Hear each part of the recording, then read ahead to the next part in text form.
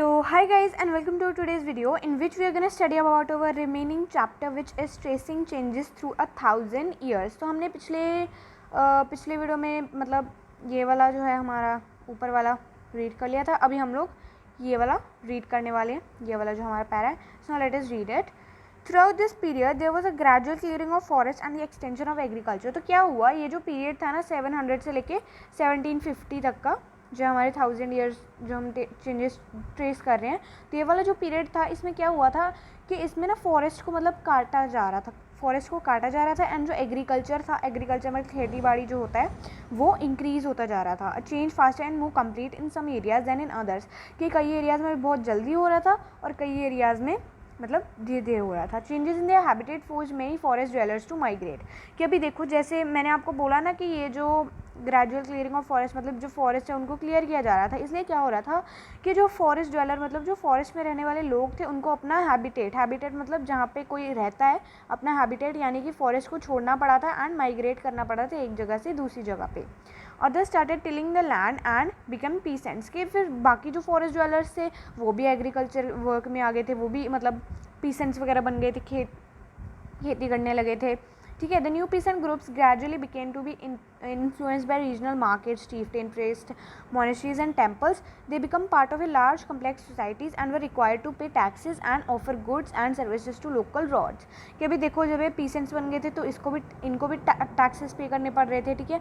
इनको भी मतलब अपने लैंडलॉर्ड्स को टैक्सेस पे करने पड़ रहे थे. As a result significant economic and social differences emerged among peasants. इसलिए ये जो पीसेंट्स थे ना इनमें मतलब बहुत सारे डिफरेंसेस आ गए थे, जैसे कि हम लोग बोल सकते हैं कि कई मतलब इकोनॉमिक या फिर सोशल डिफरेंसेस हम लोग बोल सकते हैं कि आ गए थे.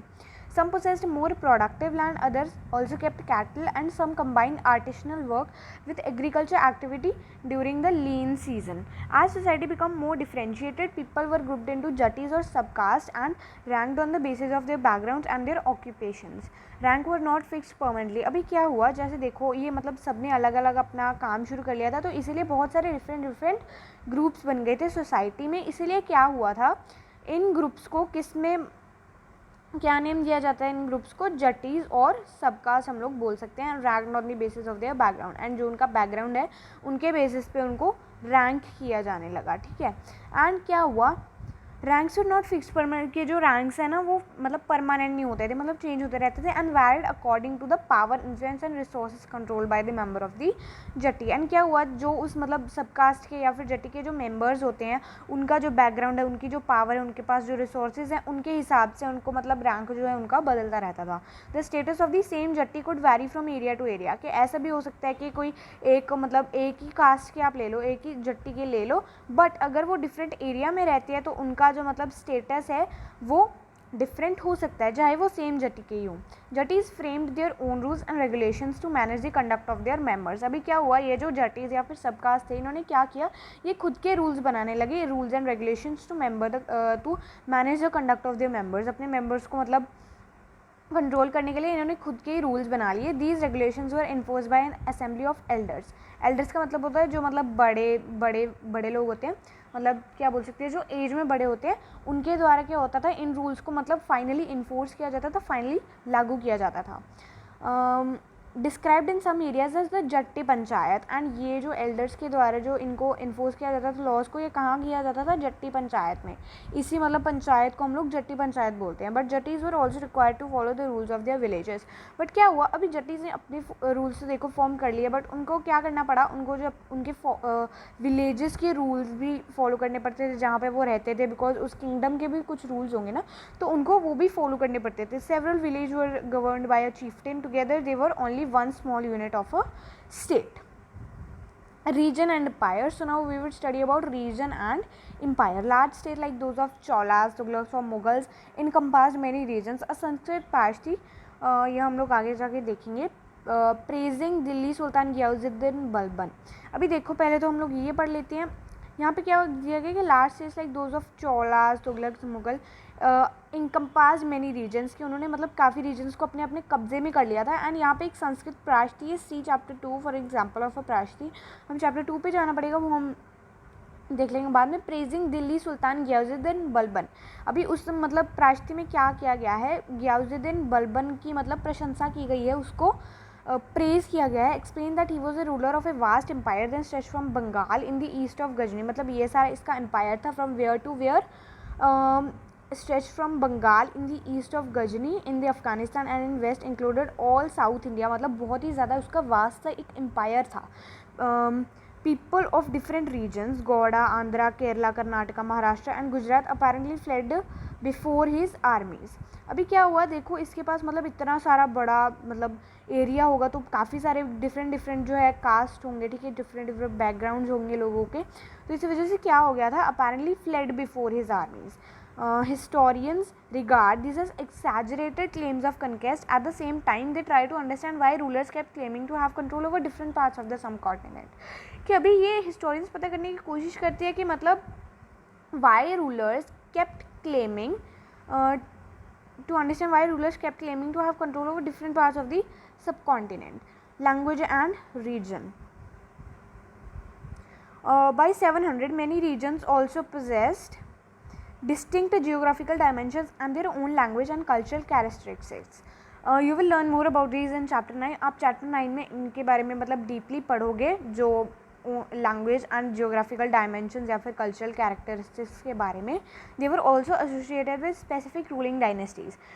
They were considerable conflict between these states. Occasionally dynasties like Cholas, Khaljis, Tughlaq and Mughals were able to build an empire that was pan-regional. Pan-regional मतलब spanning diverse region, मतलब बहुत सारे अलग अलग इलाकों में उन्होंने कब्जा कर रखा था. pan-regional मतलब बहुत सारे बड़े से एरिया में उन्होंने कब्जा कर रखा था.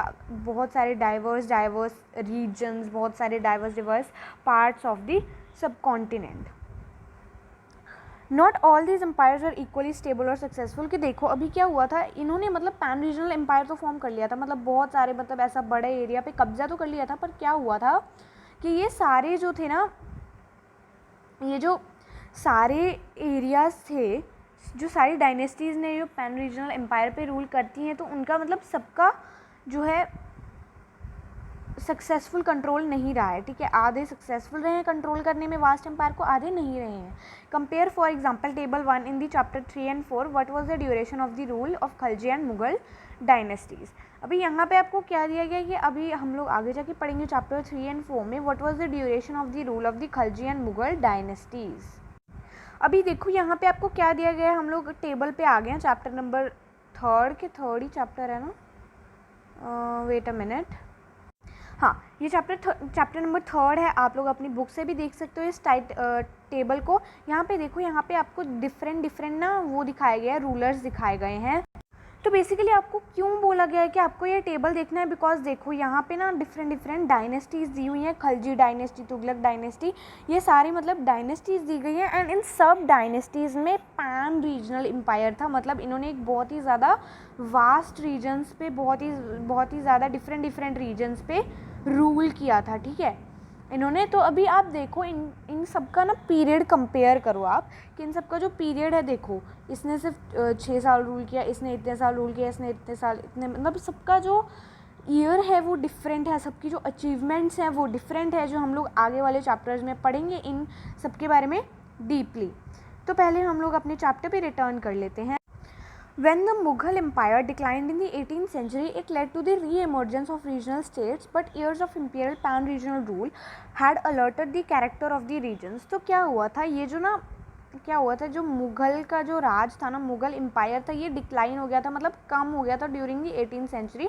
मतलब मुग़ल एम्पायर इतना कामयाब नहीं रहा था during the 18th century. It led to re emergence of regional states. अभी क्या हुआ था, जो रीजनल स्टेट्स इन्होंने बनाई थी वो री इमर्ज मतलब दोबारा बनने लगी थी. But years of imperial pan regional rule had altered the character of the regions across most of the सब continent.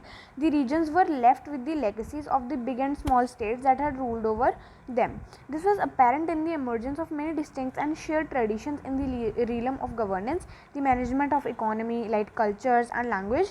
Through the 1,000 years between, the character of different regions did not grow in isolation. These regions felt the impact of larger pan-regional forces and integration without ever quite losing their distinctives. तो क्या हुआ था, ये जो ना ये अभी देखो री इमर्ज हो गए थे एंड ये big and small states had rule over them, कि मतलब काफ़ी सारी जो ये पैन रीजनल एम्पायर से क्या होता था, जो उनके कल्चर्स और ट्रेडिशंस थे वो शेयर्ड से हो जाते थे, emergence of new many distinct and shared traditions, कि इनके जो ट्रेडिशंस थे फिर सेम से ही होने लगे थे एंड ये अपने मतलब एक दूसरे के ट्रेडिशंस को समझने लगे थे। And in the realms of governance the management of the economy light cultures and language, कि इस मतलब 1000 ईयर्स के पीरियड में क्या हुआ था, जो रीजन्स थे ना वो नए नए इवॉल्व हुए, जो कल्चर्स थे वो नए नए रिवॉल्व हुए, कि पैन रीजनल फोर्सेस के बावजूद क्या हुआ था, integration without ever quite losing their distinctives. Old and new religions, the 1000 years of history that we are exploring witnessed major developments in the religious traditions. People belief in divine was sometimes deeply personal. कि क्या हुआ था इस 1000 years में, क्या हुआ था, they were exploring witnessed major developments in religious traditions, कि जो religions के जो traditions होते हैं, जो भी cultures वगैरह होते हैं, तो उसमें डेवलपमेंट आ गई थी, मेजर डेवलपमेंट्स आ गई थी, ठीक है। People believe in divine was sometime deeply personal but more usually it was collective belief in a supernatural agency. Religion was often closely connected with the social and economical organization of local communities. As the social world of these groups alerted, so too did their beliefs. It was during this period that important changes occurred in what we call Hinduism today. अभी देखो जो हमारा हिंदू धर्म है ना, उसमें भी काफ़ी मतलब ऐसे इंपॉर्टेंट से डेवलपमेंट्स आए, इंपॉर्टेंट चेंजेस आए. These included the worship of new deities. Deities मतलब भगवान के नए नए जो भगवान है उनका मतलब वर्शिप करना शुरू हो गया. जो टेम्पल्स हैं मतलब राजा वगैरह भी टेम्पल्स बनाने लगे. And Brahmins the priest as dominate group is the society. And जो ब्राह्मण्स या फिर जो हम पुजारी बोलते हैं वो इंपॉर्टेंट हो गए. प्रीस्ट का मतलब होता है पुजारी. And their knowledge of Sanskrit text earn the Brahmins a lot of respect in the society. कि अभी देखो इस पीरियड के ड्यूरिंग क्या हुआ था कि जो ब्राह्मण्स थे ना, उनको ब्राह्मण्स को संस्कृत बहुत ज़्यादा आती है. ब्राह्मण्स को संस्कृत की अच्छी खासी नॉलेज थी, इसीलिए इनकी संस्कृत की जो नॉलेज थी, संस्कृत टेक्स्ट की जो नॉलेज थी, उसकी वजह से भी इन्होंने मतलब बहुत ही इंपॉर्टेंट हो गए थे हमारी सोसाइटी में. Their dominant position was consolidated by the support of their patrons. Patrons का मतलब क्या होता है, यहाँ पे आपको दिया हुआ है, an influential wealthy individual who supports another person, an artist, a craft person, a learned man or a Nobel. कि जो मतलब एक बंदे को सपोर्ट करता है, कोई भी एक पर्सन, वेल्दी इंडिविजुअल मतलब जिसके पास काफ़ी पैसा होता है, बड़े से होते हैं, वो अगर किसी को सपोर्ट करते हैं तो उसको हम लोग पैट्रन्स बोलते हैं. तो इसीलिए हम लोग बोलते हैं by the support of their patron, or you can say wealthy individuals. ठीक है. One of the major development of this period was the emergence of the idea of भक्ति. कि ये जो भक्ति का जो आइडिया था ना इस पीरियड के ड्यूरिंग आ गया था. Major developments were the emergence of the idea of bhakti. कि आइडिया ऑफ भक्ति, ये जो भक्ति का जो आइडिया था ये कब आया था, 700 एंड इस पीरियड के बिटवीन ये भक्ति का जो आइडिया है आया था. Of a loving personal deity that devotees could reach without aid, priest or elaborate rituals. You will be learning about this and other traditions in chapter number 8. के इन सब traditions के बारे में आप कब पढ़ने वाले हो, chapter number 8 में पढ़ोगे आप आगे जाके इन सारे traditions के बारे में. This is also the period when new religions appeared in the subcontinent. तो क्या हुआ था इस पीरियड के ड्यूरिंग, क्या हुआ था, जो नए नए religions थे, ठीक है, सब कॉन्टिनेंट में मतलब इंडिया में इमर्ज हो गए थे. Merchants and migrants first ब्राउडेड teachings of Holi Quran. Migrants मतलब जो मतलब एक जगह से दूसरी जगह ट्रैवल करते हैं, वो क्या, जो कुरान, होली कुरान. कुरान क्या है, मुस्लिम्स की जो होली बुक है उसको हम लोग कुरान बोलते हैं. To India in the 17th century. तो क्या हुआ था इस पीरियड के ड्यूरिंग 700 to 1750 के पीरियड के ड्यूरिंग क्या हुआ था, ये जो मतलब बाहर से जो माइग्रेंट्स या फिर मर्चेंट्स आते हैं उन्होंने मतलब कुरान के आइडिया को इंट्रोड्यूस किया था of the India in the 7th century. Muslim regard the Quran as their holy book and accept sovereignty of the one God Allah, whose love, mercy and bounty embrace all those who believe in him without regard to social background. तो ये सारी मतलब बताई गई हैं कि कुरान मतलब क्या क्या उन्हें सिखाया गया, Quran as their holy book, and कि वो अगर मुस्लिम बनना चाहते हैं तो उनको मतलब कुरान की जो उनकी होली बुक है उसको एक्सेप्ट करना पड़ेगा.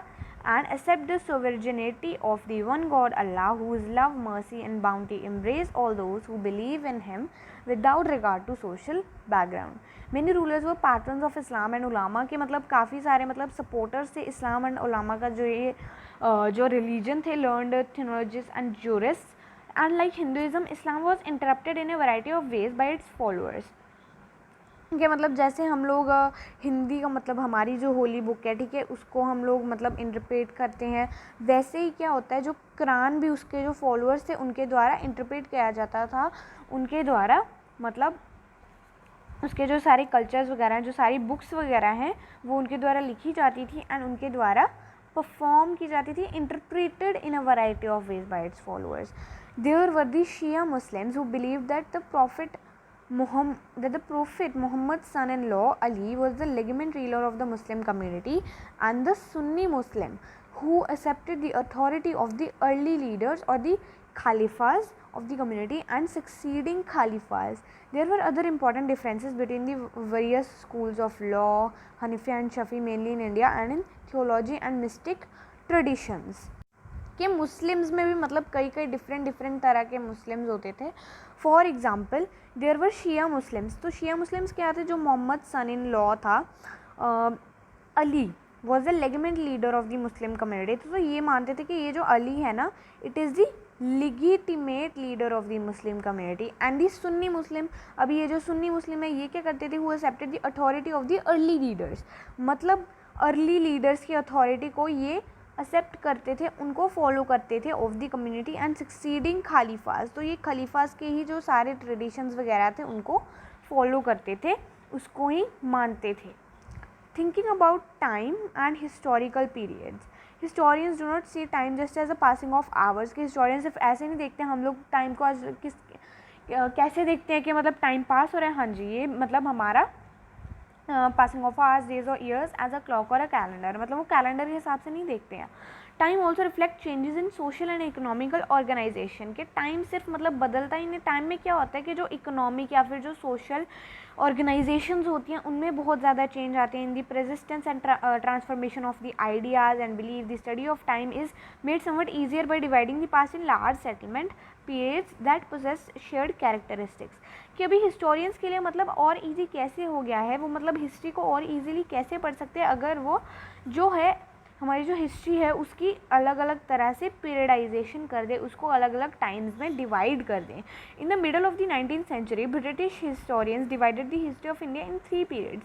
तो भी क्या हुआ था, ये जो 19th सेंचुरी के मिडल में क्या हुआ था, जो ब्रिटिश हिस्टोरियंस, जो इंडिया के बारे में पढ़ते हैं हिस्टोरियंस, उन्होंने क्या किया था, जैसा कि मैंने आपको बोला वो टाइम में डिवाइड कर देते. तो ये ब्रिटिश हिस्टोरियंस ने भी ऐसे ही किया था, बट इनके वे को सही माना नहीं गया था. क्यों? इन्होंने डिवाइड किया था इसको 3 पीरियड में, जो हमारे इंडिया का जो टाइम है Hindu, Muslim and British period में डिवाइड किया था. This division was based on the idea of that religion of ruler was their only important historical change. तो ये क्या मानते थे कि मतलब जो रिलीजन ऑफ द रूलर्स के जो रिलीजन है वही मैटर करता है, but and that were no other significant developments. कि इसी को वो इंपॉर्टेंट डेवलपमेंट मानते थे और वो ऐसा मानते थे कि कोई मतलब ऐसी इंपॉर्टेंट डेवलपमेंट हुई नहीं इन द इकोनॉमी, सोसाइटी और culture. Such division also ignore the rich diversity of the सब कॉन्टिनेंट. तो ऐसे करके क्या हो रहा था कि जो हमारी जो डाइवर्सिटी है, डाइवर्सिटी मतलब जो हमारा जो इतना सुंदर जो फाउना है, जो कल्चर है, उसको मतलब ये फैक्ट इग्नोर करता है कि हम उसको रिलीजन्स के बेसिस पे डिवाइड कर रहे हैं हमारे टाइम को. इसीलिए इस पीरियडाइजेशन को नहीं माना गया. Few historians follow this periodisation today. कि कई हिस्टोरियंस अभी ऐसे भी हैं जो इस पीरियडाइजेशन को फॉलो करते हैं. Most look to economical and social factors to characterize the major elements of different movements of the past. ये जो इकोनॉमिक एंड सोशल फैक्टर्स मतलब जो इकोनॉमी में चेंजेस आए, जो सोशल ग्रुप्स में चेंजेस आए, उसके मतलब बेस पे major element of different movements of the past उसको डिवाइड किया जाता है. The historians you read last year included a wide range of early society, hunter gatherer, early farmer, people living in towns and villages and early empires and kingdoms. इस सब के बारे में आपने पिछली क्लास में पढ़ा है ना. The historians you will be studying this year are often described as medieval. कि ये जो आपने पिछली साल पढ़ा था ये तो मतलब बहुत ज़्यादा पुराना था. क्लास 6 में जो आपने पढ़ा था वो बहुत ज़्यादा पुराना था. बट इस पीरियड में 700 टू 1750 के पीरियड को किस नाम से जाना जाता है? It is known as the medieval period. ठीक है, तो इसीलिए आप लोग इसको बोल सकते हो कि हम लोग इस साल में मिडीवल पीरियड के बारे में पढ़ने वाले हैं. ठीक है, you will find out more about the spread of peasant societies, the rise of regional and imperial state formation, sometime at the cost of pastoral and forest people, the development of Hinduism and Islam as major religions, and arrival of European trading companies. तो ये सब चीज़ों के बारे में आप लोग class 7 में पढ़ने वाले हो. These 1000 years of Indian history witnessed considerable change, कि इन 1000 years में बहुत ज़्यादा चेंज आए. After all, the 16th and 18th centuries were quite different from the 8th और the 11th. इसलिए आप लोग बोल सकते हो कि जो 16th या फिर 18th सेंचुरी थी वो डिफरेंट हो सकती है 8th या फिर 11th में, बिकॉज इस पीरियड में बहुत सारे चेंजेस आए. Therefore the describing the entire period as one historical unit is not without its problems. Moreover, the medieval period is often contrasted with the modern period. Modernity carries with it a sense of material progress and intellectual advancement. This seems to suggest that the medieval period was lacking in any chance whatsoever, but of course we know this was not the case. कि अभी जो ये medieval period है ना, इसको modern period is often contrast with the modern period. इसको हम लोग मॉडर्न पीरियड भी बोलते हैं. Modernity carries with it sense कि जो मटेरियल का प्रोग्रेस होता है या फिर जो इंटेलेक्चुअल जो एडवांसमेंट होती है, जो मेन ट्रेड वगैरह में जो डेवलपमेंट्स होती हैं, ठीक है, उससे आप लोग बोल सकते हो. During these 1000 years, the societies of subcontinent were transformed, often in economical, and in several regions reached a level of prosperity and attracted the interest of European trading companies. तो क्या हुआ था, ये जो 1000 years में क्या हुआ था, हमारी ना काफ़ी मतलब रिच हो गया था हमारा इंडिया. इसीलिए क्या हुआ था, जो यूरोपियन ट्रेडिंग कंपनीज थी उनका जो ध्यान है हमारी इंडिया की तरफ आना शुरू हो गया था, and attracted the interest of the European traders. As you read this book, look out for signs of change and historical processes at work. Also, whenever